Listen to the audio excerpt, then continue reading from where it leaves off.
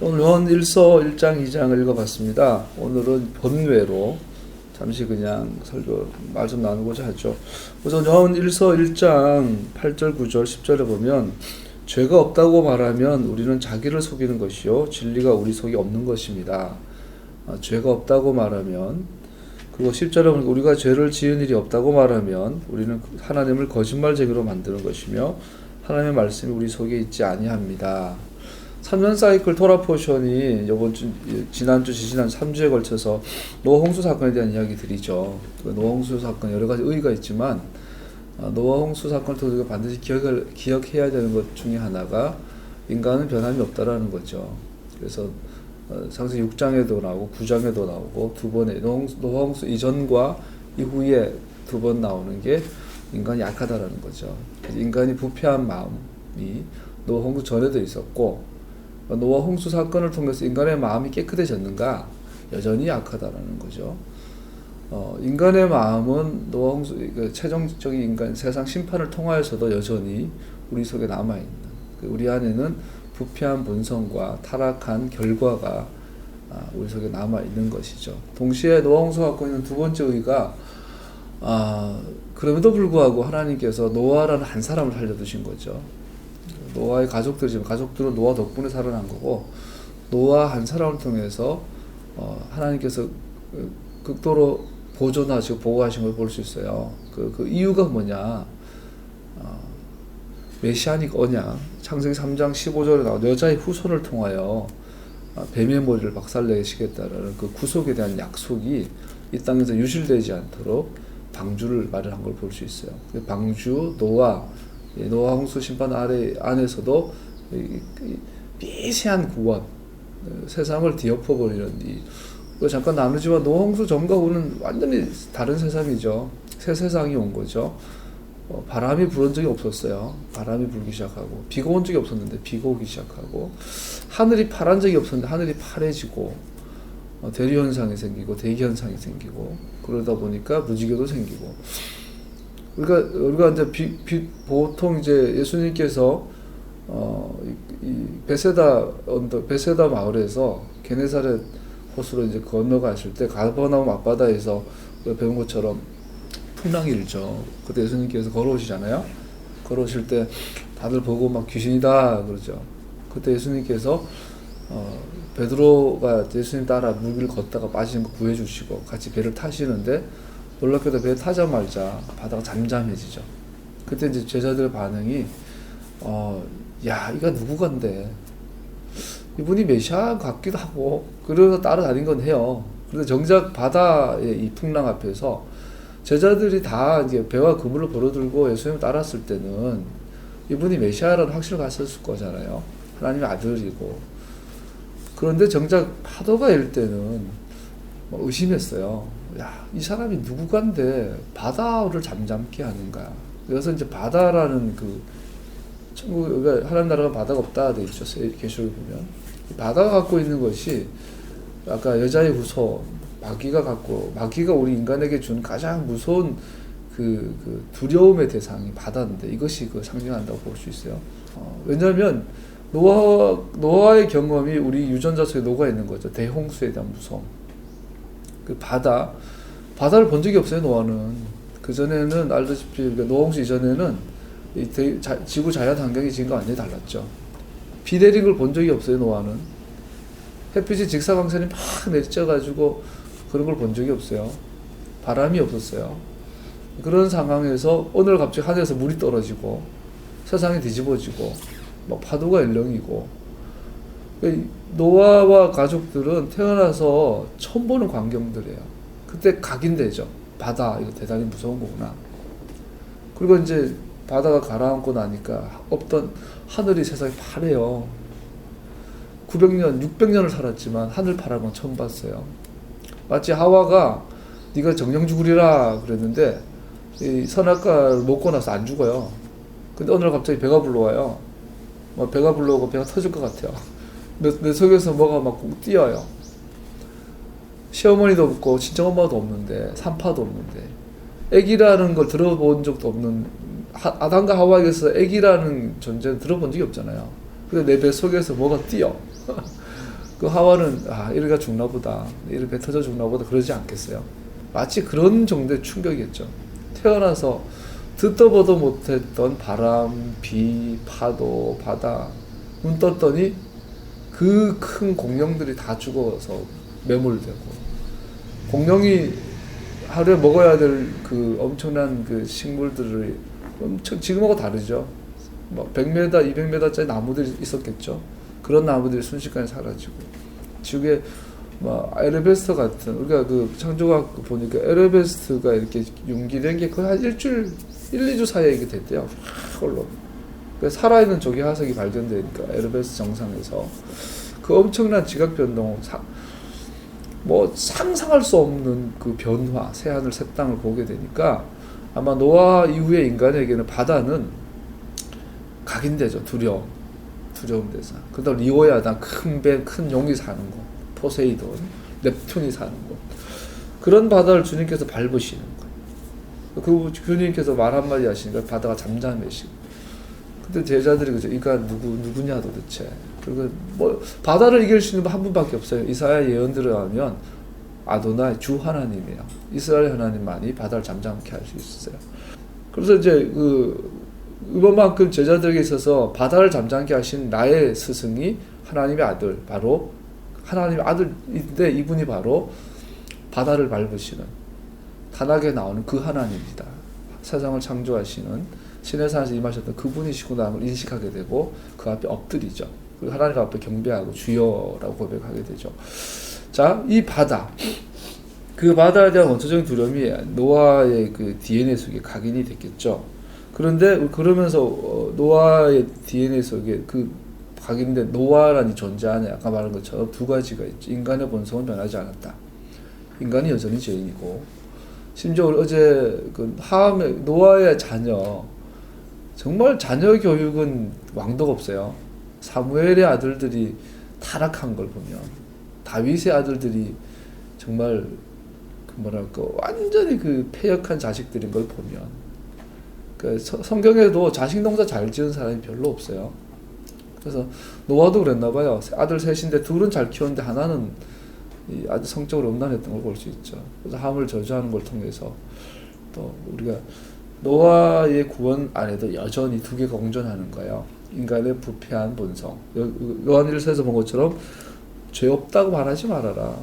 노아의 가족 안에도, 노아 안에도 죄는 여전히 있었다. 죄를 자백해라. 죄를 지은이 없다고 말하면 하나님을 거짓말쟁이로 만드는 것이다. 구원의 시작은 자기를 인정하는 거죠. 회개의 시작은 자기의 죄를 자각하는 것이고, 이게 죄구나라는 것을 깊이 인식하는 것이고, 그것에 대해서 아파하고 후회하고 속상해하고, 그리고 이 죄를 해결하고 싶은데 해결할 방법이 없어서 절망하는 것, 이것이 죄를 자백하는 그 시작이죠. 그래서 이 문제를 해결할 방법이 없어서 정말 부를 수 있는 이름밖에 없어. 도와주세요 하나님. 그때 주님께서 내 죄를 해결해 주시는, 그걸 구원이라고 그러죠. 그걸 죄 용서라고 그러고, 요한 1서는 말해요. 죄 없다고 말하지 말아라. 죄 지은 일 없다고 말하면 하나님 거짓말쟁이로 말한다. 자백해라. 하나님이 필요하다고 말해라. 너는 죄가 싫다고 말해라. 죄에서 떠나고 싶다고 진심으로 몸부림쳐라. 그리고 하나님 도와달라고 말해라. 그리하면 하나님은 신실하시고 의로우신 분이셔서 우리 죄를 용서하시고 모든 불의에서 우리를 깨끗하게 해주실 것입니다. 할렐루야.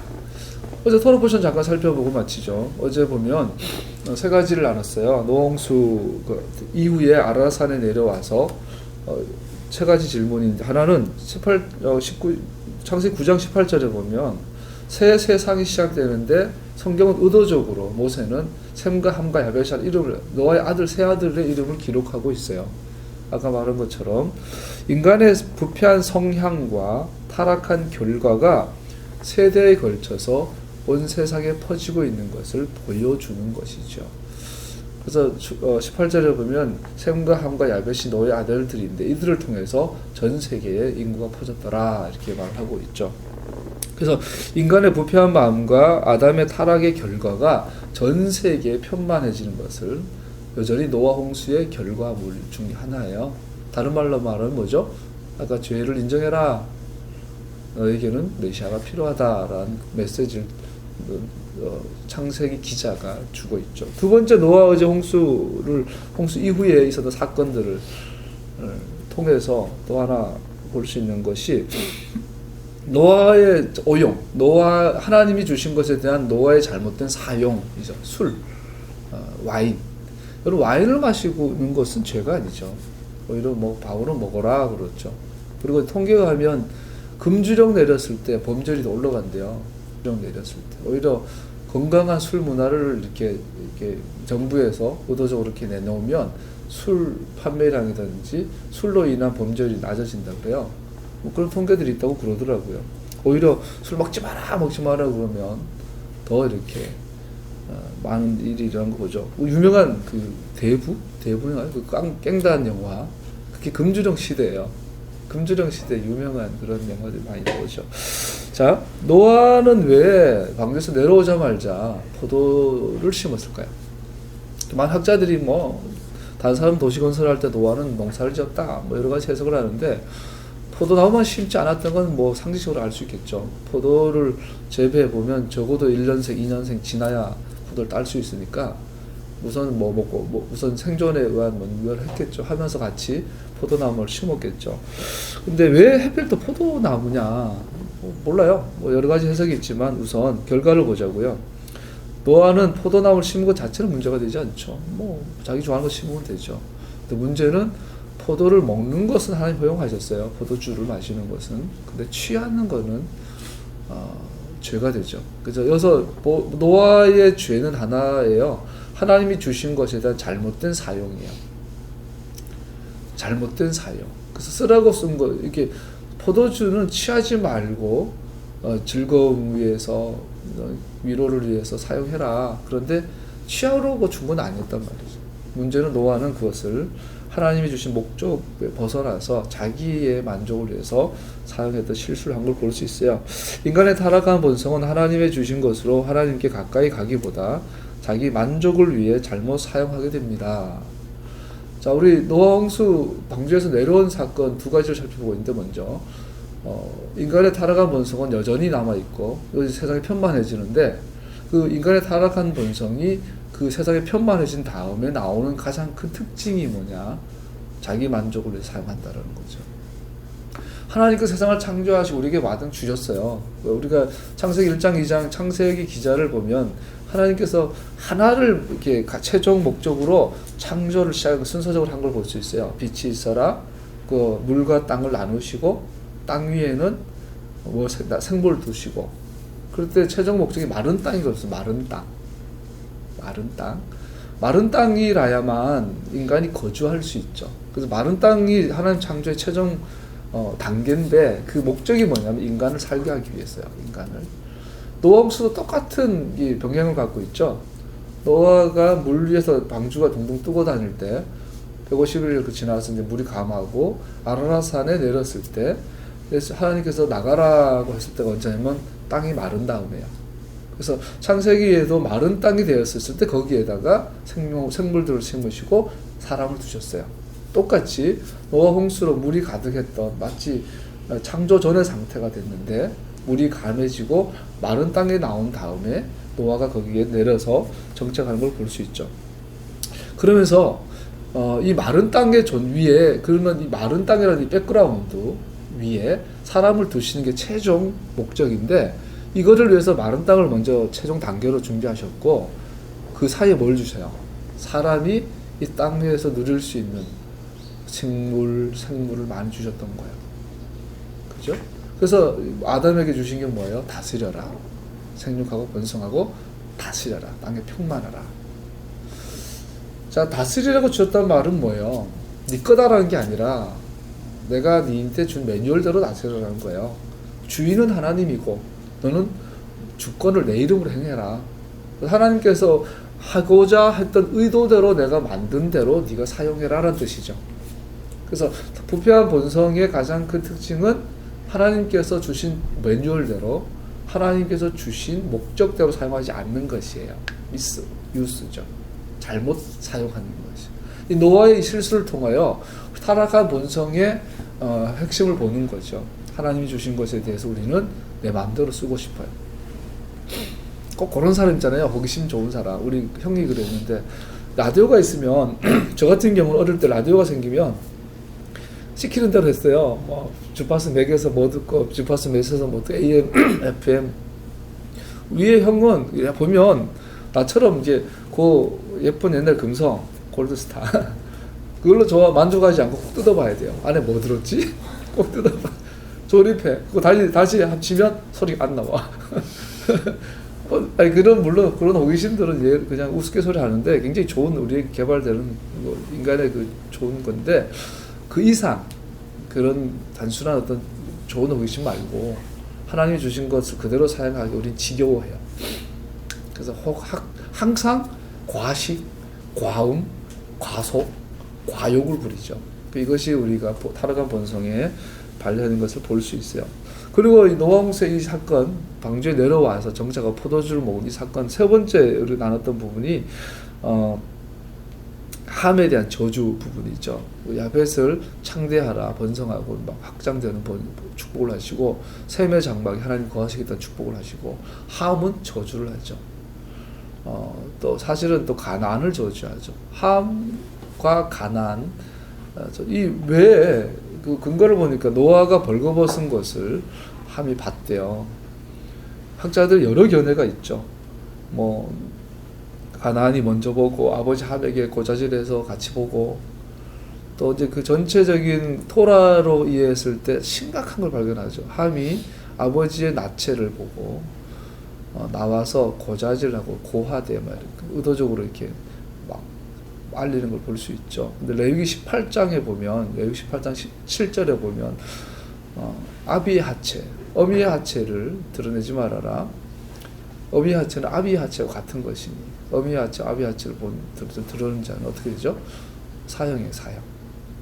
그래서 함이 받은 저주는 그냥 막 노아가 이놈의 새끼 아버지 발가벗었는데 가서 나를 놀려? 이런 감정이 아니었던 걸 볼 수 있어요. 토라한 걸 볼 수 있어요. 토라대로 심판을 내린 것이 함에 대한 저주였어요.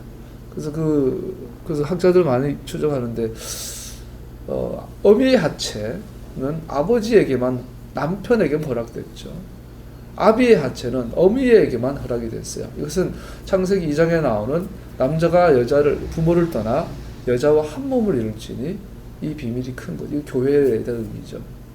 그래서 이 남자와 여자, 부부 전 세계에서 세상에서 서로의 하체에 대한 권리는 부부에게만 주어졌어요.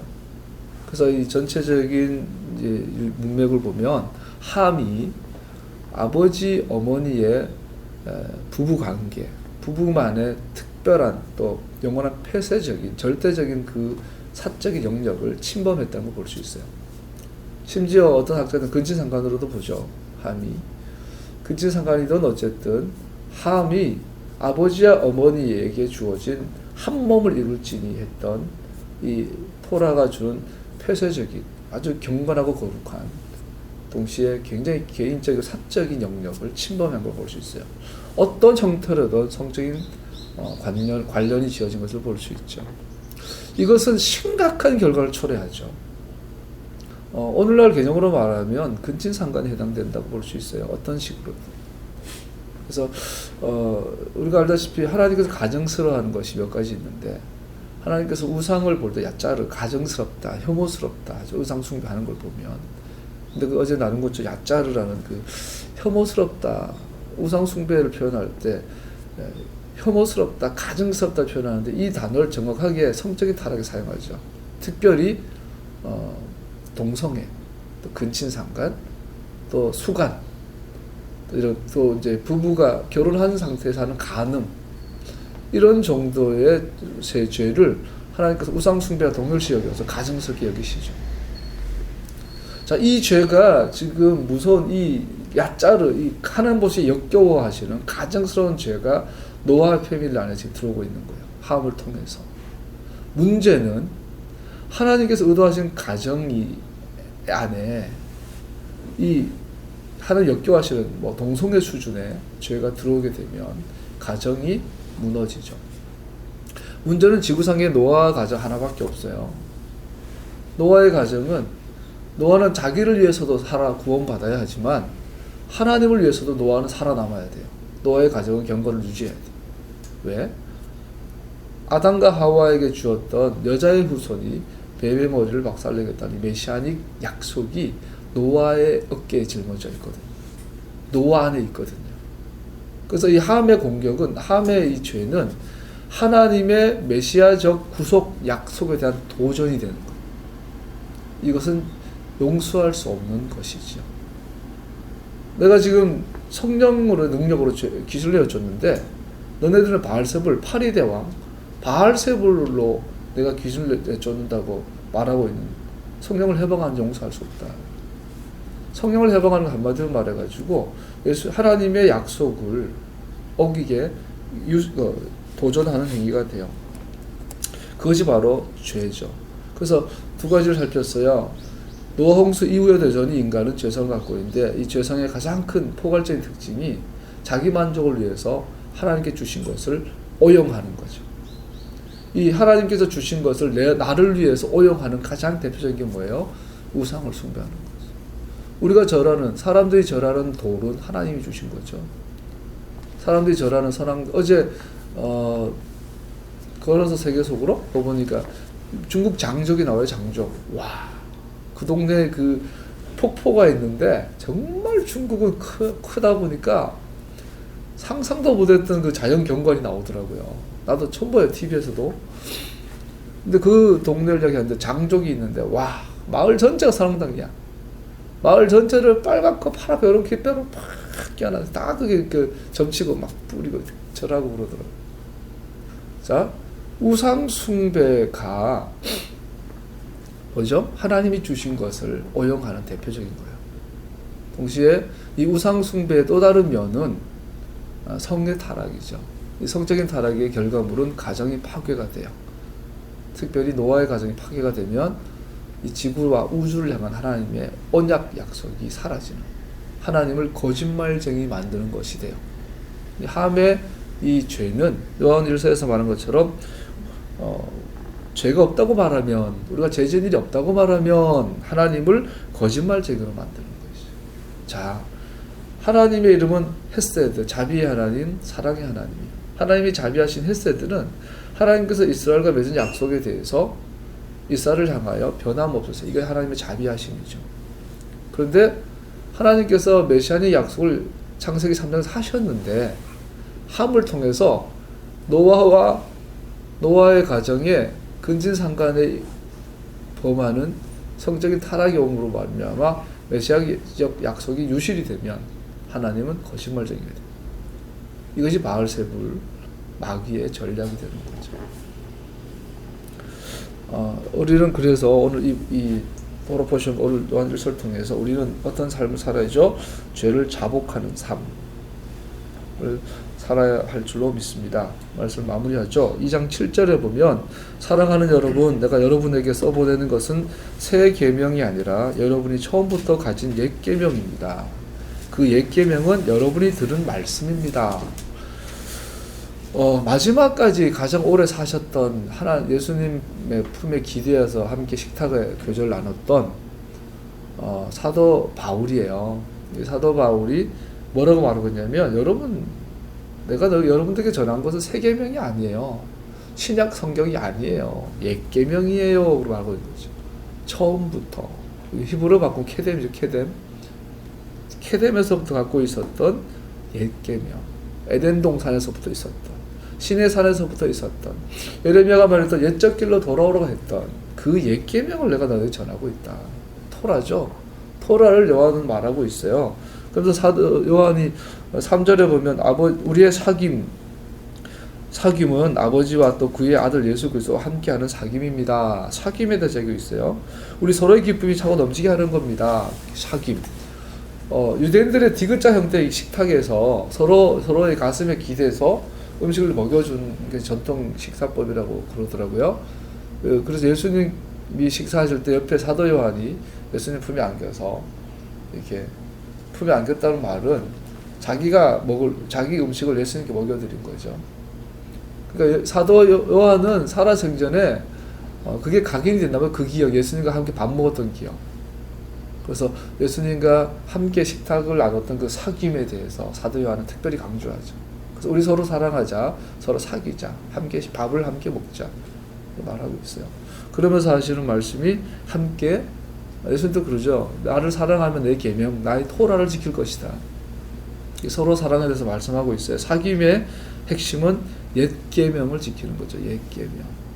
그러면서 8절에 나는 다시 여러분에게 새 계명을 써보냅니다. 이 새 계명은 하나님께도 참되고 여러분에게도 참됩니다. 그래서 이 새 계명은 바로 옛 계명, 구약을 폐한 새 계명이 아니라 바로 옛 계명인 걸 알 수 있죠.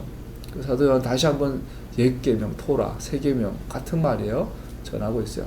우리 서로 토라를 실천함으로 말미암아 서로 사랑하는 공동체가 세워지길 예수님의 이름으로 축복합니다. 함께 기도합시다.